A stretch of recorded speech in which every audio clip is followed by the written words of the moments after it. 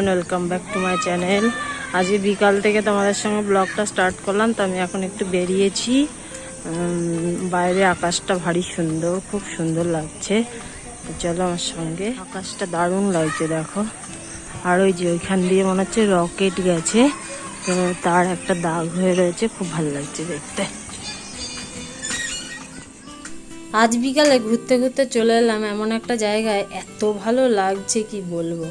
আগে কখনো আসা হয়নি, তো আমরা একটুখানি দেরি হয়ে গেছে বলে তোমাদেরকে ঠিকভাবে আজকে দেখাতে পারলাম না। জায়গাটা এসে একদম মনটা যেন শান্ত হয়ে গেল। কিন্তু যেহেতু অম্বুবাচী চলছে, তো ওখানে দুটো ঠাকুরের মন্দির আছে, সব মন্দিরের মুখ পর্দা দিয়ে ঢাকা। তো আমরা দেখতে পেলাম না, ওখান থেকে ঘুরে বাড়ি চলে এলাম। বাড়ি এসে যা যথারীতি যে কাজ থাকে সেই কাজগুলোই করলাম। সন্ধ্যাবেলা এসেও কিছু কাজ করেছিলাম, কিন্তু তখন আর ভিডিও করার কথা ভুলে গেছি। তো রাতের বেলায় আজকে ভাত আছে, আমি ভাত খেয়ে নেবো। দাদার জন্য আর মেয়ের জন্যে রুটি আর একটু ডিম ভুজিয়া করে দেবো, সেই জন্যই এই আটা মেখে নিয়েছি। কিন্তু আটাটা এত নরম হয়ে গেছে না, শুধু ওই পিদিতে লেগে যাচ্ছে। মাঝে মাঝে মনে মনে ভাবি বিকালবেলাটা করে যখন আমরা ঘুরতে বেরোই অনেক ভিডিও করে আনবো, কিন্তু না, ঘুরতে গিয়ে এত সুন্দর দেখে ভিডিও করার কথাই ভুলে যাই। আর তারপর সবথেকে বড় কথা, এখন না ভিডিও তোমাদের এই যবে থেকে ব্লগ চ্যানেল খুলেছি, ক্যামেরায় না ছবি তুলতে ভুলে গেছি। ফোন খুললেই ভিডিও অন করে ফেলি।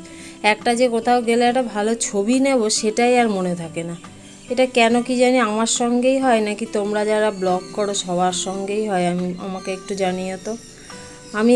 আমি ক্যামেরাতে আমার এখন আর একটা কোনো ছবিই নেই যে আমি কোথাও গেছি একটা সুন্দর দেখে ছবি তুলবো, সেটা আর আমার মনে থাকে না।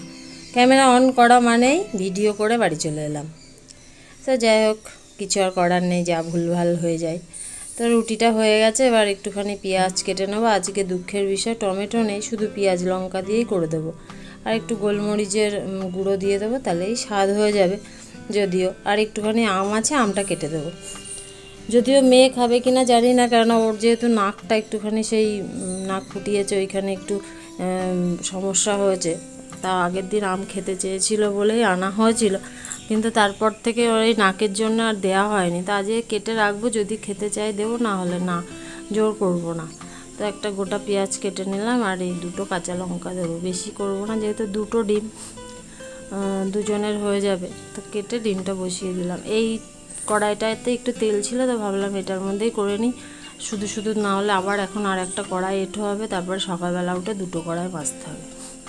তাই জন্য একটুখানি ডিমটা ভেজে নিয়ে, গরমটা না, সারাদিনে বৃষ্টি, আজকে খুব একটা বৃষ্টি হয়নি, সকালের দিকে একটু হালকা হালকা বৃষ্টি হয়েছিল, কিন্তু গরম আছে। রান্নাঘরে দাঁড়িয়ে রীতিমতো আমি ঘামছি। তো আমার এই এখন আম কাটার একটা সমস্যা হয়েছে, বটিটা ব্যবহার না করে করে বটিতে একেবারে জং ধরে গেছে। এই চাকু পিলার দিয়ে না আম ভালো করে কাটা যায় না। আম অ্যাকচুয়ালি বটি দিয়ে না ছাড়ালে ঠিক হয় না।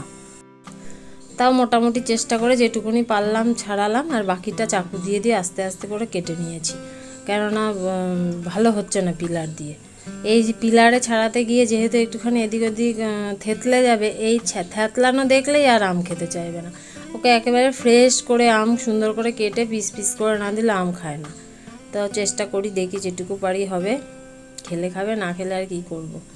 তো সব রুটি টুটি করে নিয়ে আমি ভাত খেয়ে নিয়েছি। যেহেতু আমি আজ দুপুরে ভাতটা খাবো, দুপুরবেলায় হচ্ছে অল্প একটু খেয়েছিলাম বলে খিদে পেয়ে গেছিলো। তাই রাতে ভাবলাম তাড়াতাড়ি খেয়ে নিই, এরপরে আবার বেশি রাত করে ভাত খেলে না তখন হজমের সমস্যা হয়। ওই জন্য 10টা বাজে দেখে আমি খেয়ে দিয়ে নিয়ে একবারে জামা কাপড়গুলো গুছিয়ে নিয়ে তার মধ্যে ও চলে আসবে। ফোন করেছিলাম, বললো বেরিয়েছে রাস্তায়। তারপরে তো এলে সেই কত কাজ তার। সে বাড়ি এসে আগে স্নান করবে, তারপরে খাবে, তারপরে তার নাকে গরম জল দিয়ে সেঁক দেবে, দিয়ে আবার রসুন তেল গরম করে আমাকে লাগাতে হবে। আবার আজকে বলেছে মাথায় তেলটা দিয়ে দিতে, তার পেছনেও আমার অনেকক্ষণ সময় দিতে হবে। ওই জন্য ভাবলাম নিজে আগে খেয়ে দিয়ে নিয়ে তারপরে ও এলে ওর সঙ্গে যা করার করতে হয় করে দেবো। নাকের পরিষ্কারটা একা একাই করে, কিন্তু রসুন তেল গরমটা না একা দিতে পারে না, ভয় পায়, ওইটা আমাকে দিয়ে দিতে হয়। নাকটা সত্যি ভীষণ ভোগাচ্ছে। এই দিয়ে 3বার ফোটালো, 3বারই সমস্যা হলো। আমি বারণ করেছিলাম যেহেতু আর ফোটাতে হবে না, কিন্তু তবুও ওই যে শখ, নাক ফোটাবে। ফুটিয়েছে, ফুটিয়ে নাকের পড়েওছে, পড়ার পরে এক সাইড দিয়ে গ্যাজ না কি বেরিয়েছে।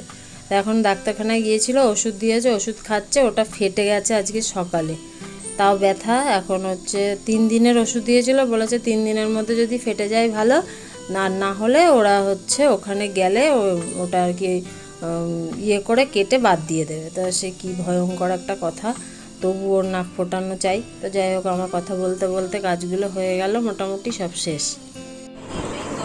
আজকে আমি ঠিকঠাক করে ভিডিও করতে পারিনি, সকাল থেকে বিকালবেলা থেকে ভিডিওটা স্টার্ট করেছি, তো যেটুকুনি পেরেছি শেয়ার করেছি।